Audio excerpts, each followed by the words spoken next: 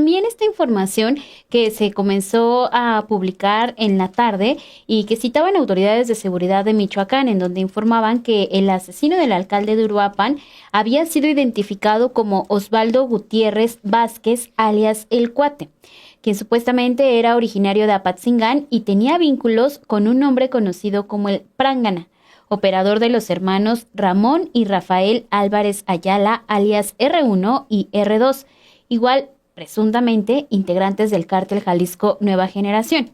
Al término de la conferencia de prensa de esta mañana de martes 4 de noviembre, la presidenta Claudia Sheinbaum dijo que todavía no se ha identificado al 100% al asesino de Carlos Manzo, pese a toda esta información que el día de ayer se estuvo compartiendo. Hasta el momento también se desconoce cuál fue el motivo exacto del asesinato del alcalde, que de acuerdo también con la información, pues lo que sabemos hasta el día de ayer que se había publicado, Ramón y Rafael Álvarez Ayala, quienes son las personas que habrían pedido este asesinato presuntamente, pues conformarían también uno de los círculos cercanos de Nemesio Oseguera Cervantes, alias El Mencho. De acuerdo con lo que se sabe, los hermanos han extendido al cártel de Michoacán, incluso se sabe que ayudaron al también conocido como Señor de los Gallos a escapar de las Fuerzas Armadas para evitar ser detenidos.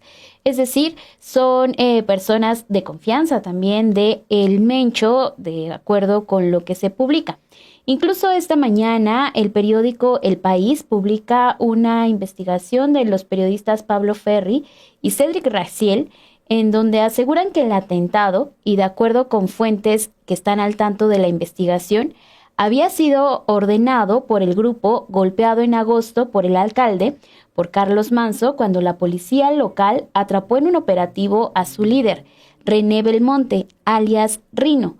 De acuerdo con esta fuente cercana a Manzo que El País consultó y que es conocedora también de la política regional, Rino era subordinado de los hermanos Álvarez Ayala, Ramón y Rafael, alias R1 y R2, parte de los escalafones más altos del cártel Jalisco Nueva Generación, además que son emparentados con los gobiernos, de acuerdo con lo que dice este texto, pasados del PRD en el estado. Otra fuente que ha consultado el diario y que es también, dicen, conocedora de la realidad política y de las violencias que vive Michoacán, confirma que el pistolero, un joven de entre 17 y 19 años que fue abatido justo después de disparar contra Manzo, estaba relacionado con el cártel Jalisco Nueva Generación. El arma que usó, dice, había sido empleada en otros crímenes vinculados al grupo criminal.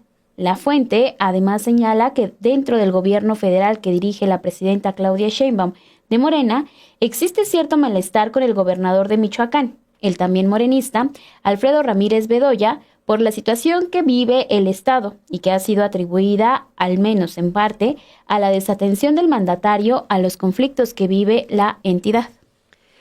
Sigue este texto. La situación en Uruapan, uno de los municipios más importantes de Michoacán, que cuenta con 35,000 habitantes y que se erige en el núcleo de la industria de los cultivos de aguacate en la región, ha empeorado en los últimos meses.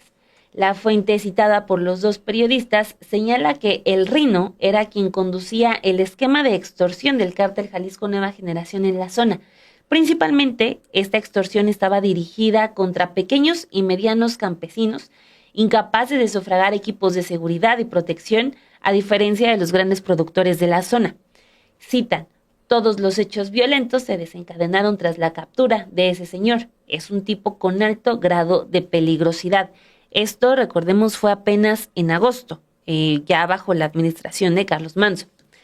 En ese momento, sigue este texto del País, el propio Manzo pidió apoyo a los gobiernos federal y estatal tras la captura de este presunto criminal.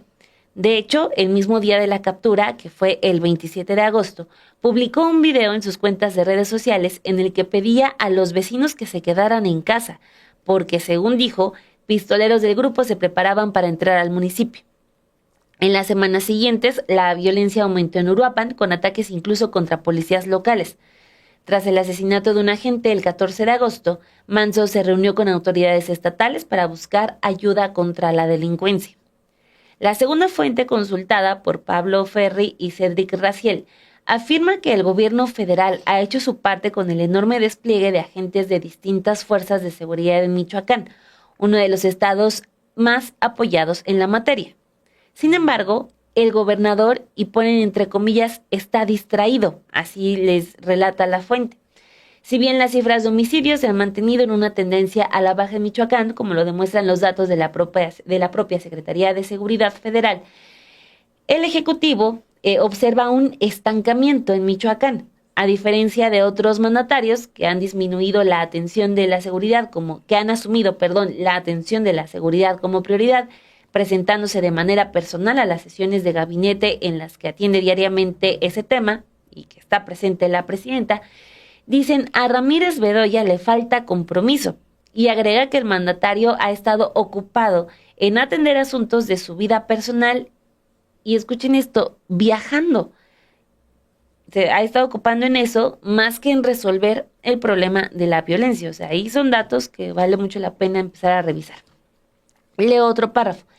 El botón de muestra es la manera como el sicario vulneró el cordón de seguridad que rodeaba a Manso, que aquí hago un paréntesis, es algo que incluso también se habla esta mañana en la conferencia, pero es parte de lo que se había explicado el día de ayer sobre estos cinturones de seguridad y cómo pues los más cercanos a Manso eran de la policía municipal.